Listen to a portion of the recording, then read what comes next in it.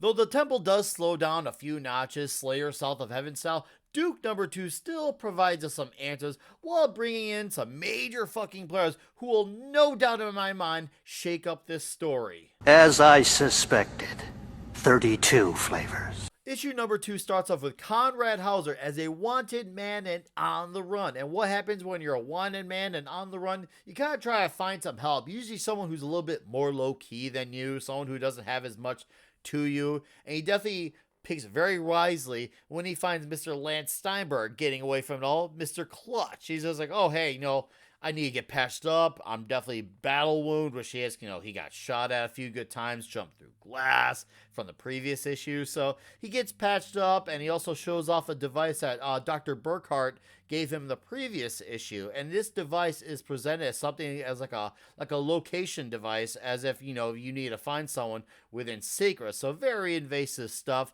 Obviously, it's like a lock job. Those things used for locating stolen cars. So that is what happens there. But here's the thing. I don't know if the signal caused Despero to find these guys or if Duke was being followed, because regardless of how they found him, Duke gets found, and it's Stalker and Rock and Roll. And holy shit, Rock and Roll is a beast of a man. He had giant guns. Look, I'm not talking about like muscle, but like the weapons. This guy, man, Duke cannot outrun this guy straight up. I was like, he tried to get him and Lance into the vehicle and out of there, and it falls very short. And they're all thinking, oh, this guy's got poor aim. What's he trying to do? And they're like, oh no, he ain't trying to hit us, man. And all of a sudden, boom, in comes Stalker. I'm like, holy shit, wow. These guys are screwed, and they get brought down to what looks to be like a prison of sorts for very capable individuals. This is called the Pit. I don't know if this is a thing that's deeply known in GI Joe lore, but that's what I saw in the dialogue per se about the Pit. I'm like, okay, cool. So they're like, hey, you better not try to outrun the law. You better as well keep your head down. Don't question the system. Duke's like, I put my faith in the system. So it's feeling a little bit like a drama movie. I like that. So we're getting some dramatics here along with the action. And I'm like, okay, this is definitely high tension. I really, really like this. And then along comes a sultry voice, and it's Baroness. And it seems like she is about to try to negotiate something, even though she's a villain. And that's pretty much how the issue ends. So I was just like, holy damn, okay, cool. So let's talk about what I liked and also kind of not so liked as much. Remember, Sally, when I promised to kill you last? That's right, Major. You did. I lied. So let's highlight a little bit of the good per se. First off, we get some answers to Dr. Burkhart's device that she gave to Duke right before she died. We get an introduction to a major player, while also having a few other key players in action, seeing what they're absolutely capable of.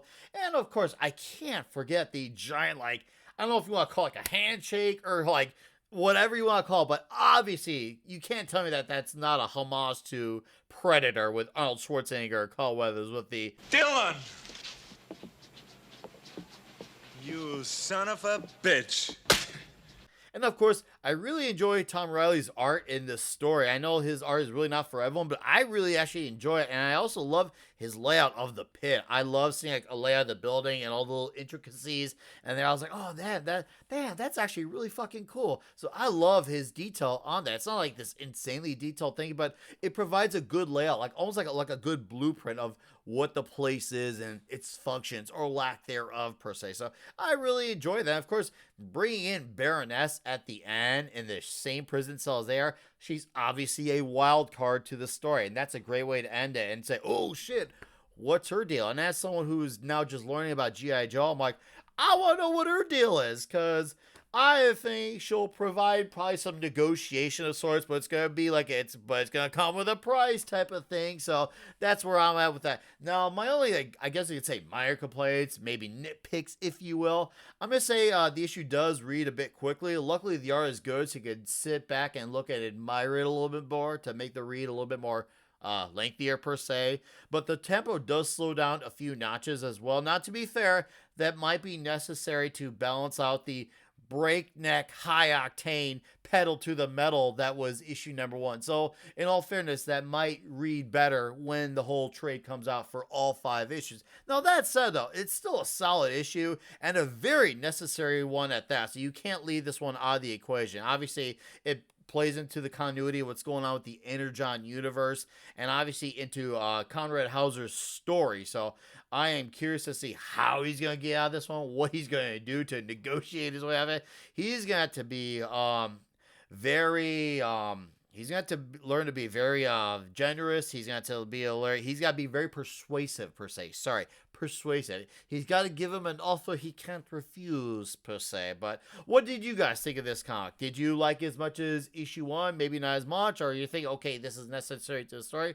I'll judge all in its entirety. No, when it hits in the format of the trade or just all single issues. But anyways, put your comments in below on your thoughts. Keep it real with me. I welcome even negative comments. I'd rather have you be honest with me and tell me that you didn't like it versus saying to me that you liked it and I only found out from someone else you didn't. So that said, I enjoy this comic. I enjoyed recording this video for you guys. I'll see you all in the next one. And you lay down your souls to the gods rock. Come on in! We're nightmares on the best part of my day!